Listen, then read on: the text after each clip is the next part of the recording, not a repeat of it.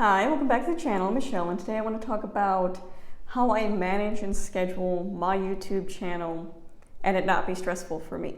So if you're new here, I've had my channel for about 2 years. My first video went out January 21st, 2021, so almost just a little over 2 years now.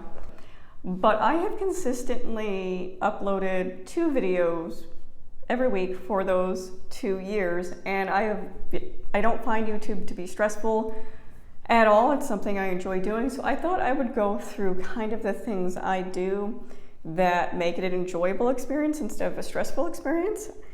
You know, I'm a mom of 3. I homeschool my 2 oldest kids. I'm a director of education at our church.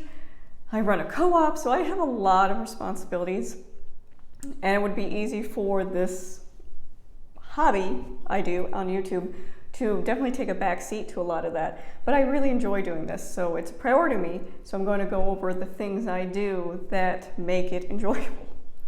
So if you're looking to, if you're looking for how to increase your channel's traffic or get more subscribers or any of that, you're not going to find this on this video. That's just not me in general. But this video is going to be just talking about the things I do and how I keep everything organized. So the first thing, if you're thinking about starting a channel, or you already have a channel and you want to be more consistent with it, what could you do? So the first thing that's really important to me is to really define the purpose of my channel. Just like a lot of people in homeschooling, you have like a mission statement, or you might have a family statement. Having a clear statement or a clear view of what you want your channel to be. Now, way back when I started it 2 years ago, the main point that I wanted my channel to be was a helpful resource, and that has completely stayed the same. And viewing that, I think that way helps me see it as, this is not a job for me, this is not a supplemental income, this is not a business I run, I am not a brand, but this is just me talking about things that I'm wondering about, I'm thinking about, or things that come up that I want to discuss that I think other people want to discuss too. So the point of my channel has always been to be a helpful resource, never to be something that makes money or is a business or anything like that. So the effort I put into this channel is a little different than I would say when you put into a job. You know, some people totally use this platform as a job or a business, and you do you, whatever, that's fine. Personally, for me, giving into this channel, putting in my effort, my time, is really rewarding, knowing that I'm helping people out there, or I'm reaching different people, or just bringing discussion up for things that aren't being talked about. Like I said, my first video I ever put up was about celiac disease, because at the time there was, and there's still very little resources out there with dealing with celiac disease in young children, if you're a gluten-free family, how to navigate that. And I just want to put more information out there for those people who are searching, like I was, who was searching, or are diving into this gluten-free world and have so many questions and don't know where to look, or if you're just a parent looking for support because you have a child who's dealing with an autoimmune condition or a food intolerance or allergy. It can be really isolating and difficult and a struggle. So I wanted to share that. Also, I started homeschooling after my channel started. So I really wanted to share that journey with everyone and, the struggles, because everything I was seeing was so very like pretty picture and everything's great. And that wasn't how it was for me. There are still and will be struggles. And I just want to bring more light, more real life into the content, and I wasn't seeing a lot of that. So that was the purpose of my channel, and it is the purpose of my channel. And I'm so grateful that it's been able to grow to a point where I'm able to use the ad revenue from this channel to make charitable donations. That is really meaningful to me. I think giving back has always been something that's really important to me. In my family personally, we donate 10% of our income towards charitable organizations. And that's not always easy when you're in a single income family. But giving back is really important to me. And I'm always looking for a way to use my skills, my resources to give back. And this channel has become one of those ways. And it's really, really an amazing feeling knowing that not only am I, and of course not everybody likes what I talk about on this channel, that's completely fine.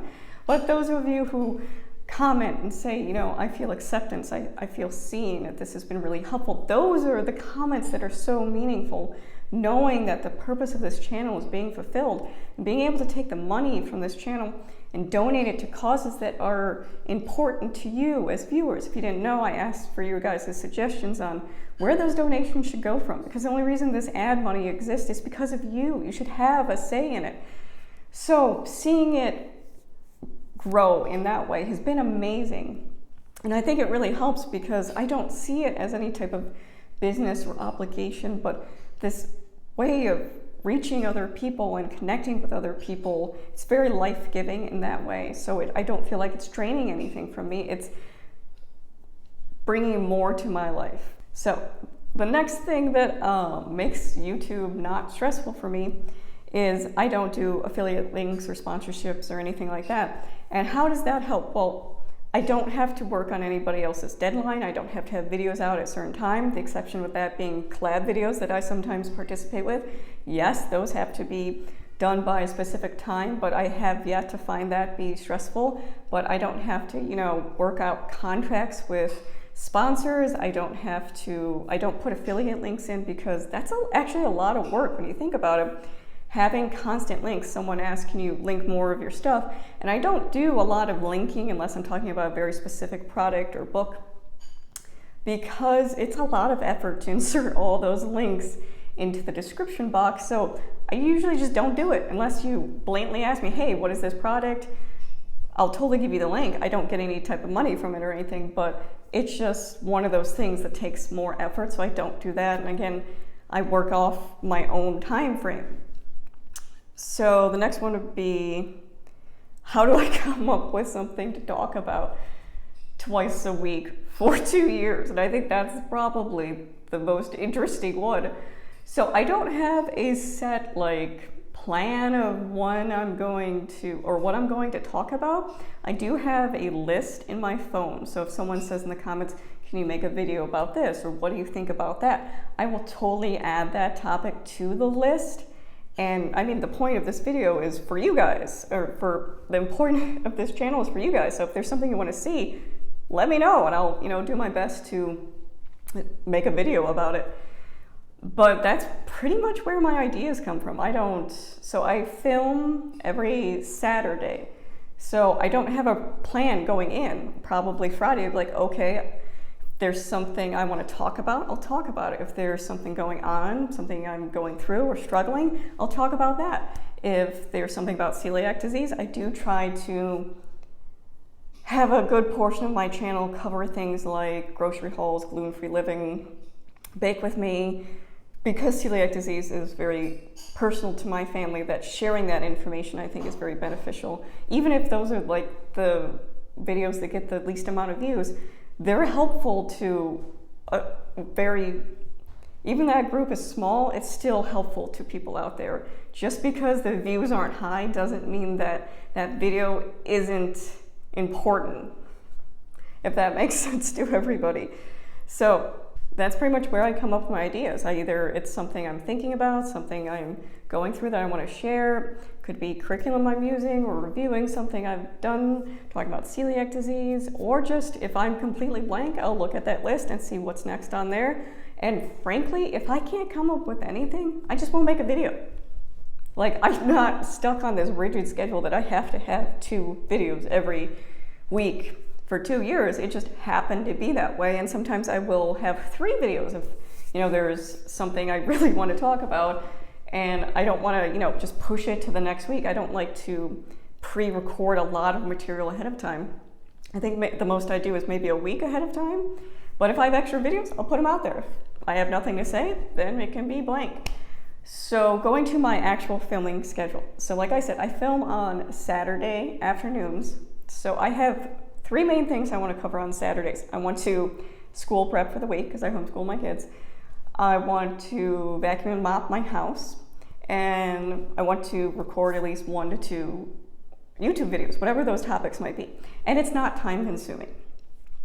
For me, at least, it's not. I sit in front, most of my videos are sitting in front of this my phone, and just talking about what's going on or what I'm struggling with, or talking about a curriculum, whatever it might be. It's maybe takes me 15-20 minutes. Now some of my videos do get longer, so 20-25 minutes, so I can say I film anywhere from 15 to 25 minutes, and that's it. Usually I will edit those videos on Sunday night. So if you're new here, I have a Sabbath schedule where I spend all of Sunday focusing on things that bring me joy. So I don't use my phone and I don't use social media until 6 o'clock that night. So at 6 o'clock, I'll check my email and things like that. I'll look at YouTube comments, but I will also take that time to edit the video I recorded the previous day. So I'm not editing, or I'm not filming and then editing all the time, because that would take more time and it would feel more like work to me, I think.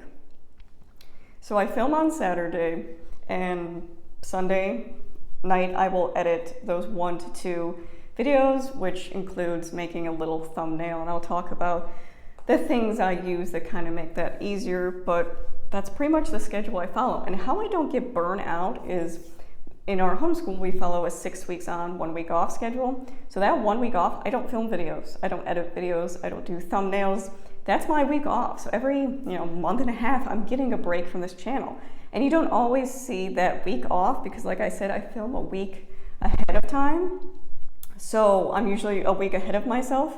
So that will fill in that week that I take off. But every month and a half I take a week off from YouTube. Like, I still watch YouTube, I still interact with the comments, but I don't film or edit anything. So it's kind of like a break from me. So I don't feel like I need to take a longer break throughout the year from YouTube. I know a lot of people step away when they need breaks like that. So another thing that makes it easier for me is I don't really care about things like analytics, growing my channel.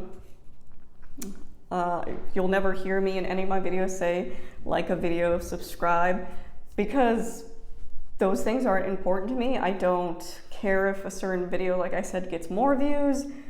And I think that takes a lot of stress off it, because this is just something fun for me, something that is very life-giving to me, something that I don't feel in any way obligated to do.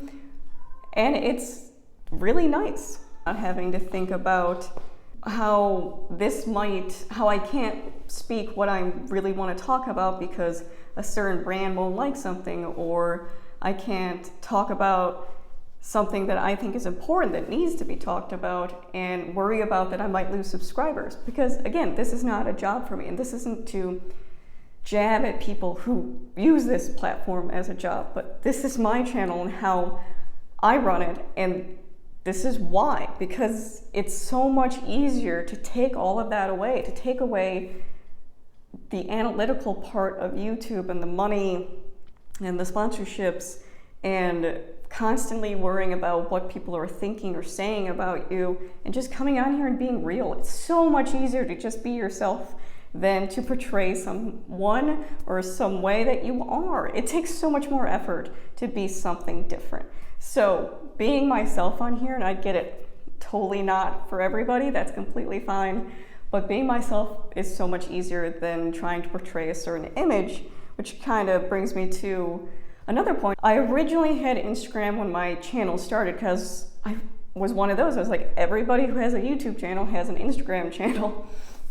And I came to realize that Instagram was just a time suck for me. I would spend time scrolling, and it wasn't life-giving at all. It was I feel like Instagram's very picture perfect. You're seeing that little glimpse into somebody's life, and it's always really nice glimpse. And it wasn't realistic to me, and it wasn't doing anything positive for me. So I was wasting my time, and I wasn't getting anything out of it. And I even caught myself where I would try to take a picture at a certain angle with a certain light to make it look more visually appealing. And I'm finally like, what am I doing? One, I'm wasting my time because I really don't care. Two, it's not real. What I'm portraying wasn't there's so much better uses of my time than taking a picture of like the sun coming in and my kids using manipulatives. I can have better uses of my time, and prioritizing my time is important. Like I said, I have many different things going on. So it was just a waste of time for me. And I don't have to plug products. I know people can make money off Instagram as well. I don't know how any of that works, but it's not, there's no purpose it serves for me. And I know a lot of people say, you know, it's easier to update on that platform and things like that. Maybe it is. I prefer to do the videos and have conversations that way than try to plug into Instagram so constantly. So the last thing that makes YouTube easier for me is I don't do any type of fancy equipment. I don't do any type of fancy editing. If you notice, most of my videos are me just sitting right here in my dining room having a conversation with you. And there are videos I have that, like day in the life, cook with me. When you shoot videos like that, it takes a lot more effort because you have multiple clips and then you have to edit them together. And it's more effort. So I will, of course, do some of those videos, especially the bake with me or cook with me ones, because I think they're really helpful in the gluten-free community. But it takes a lot more effort, so I'm not gonna pump out one of those types of videos every week, because that would be more draining to me than life-giving. So I'm not gonna purposely position my camera in different angles to get visually appealing shots. Like, I've never understood the people who would set up their camera, walk through a room, and then take the camera down and then film something else. Like, that just seems so silly to me to like, I know some people are totally into the aesthetic visual appeal of YouTube and videos like that. I totally get it. It's interesting, but it seems like a waste of time to me. I'd rather just film whatever I'm filming instead of having to take certain cuts or shots. So that actually makes it a lot easier. I don't have these really long videos I'm editing. It takes, depending on the length of the film or the video I shot, it doesn't take that long for me to edit. Usually it's just, you know, the beginning at the end that I'm closing them off so you don't see me like, you know, hitting the button on my phone to stop it. But that's the extent. I don't include any type of music or anything like that. Frankly, I don't even know how to do that angle of it, because it just seems like more busy work for me. So like in my day in the life, I don't put video or I don't put music. I just, you know, skip over the parts where I don't think it's useful that, you know, you need background music playing while I'm printing something from my computer. That, I don't feel like that's a good use of my time. As far as equipment, I've talked about this before. I film on my phone or my iPhone. I don't even remember what generation iPhone it is. I want to say like 11. I don't know. It's older though, that's for sure. It's already been refurbished once, but it works. It works. I mean, it's not the most beautifully SLR camera type video, but it works, and that's fine. I do have a little lapel mic here that I borrow from my husband because he uses it at work in his job. So I do borrow that from him because someone asked if I could improve the video quality, and I said, sure, I'll just borrow it from him. I haven't bought anything extra to supplement this channel or make it more visually appealing or like a ring light or any of that. Like, it's not the point of my channel. I'm much more interested in what I'm talking about than how it looks. And that's not to say aesthetically pleasing channels aren't worthy. I'm saying that for me, it would be more effort to make that more artistic type of video, and it's not really my thing.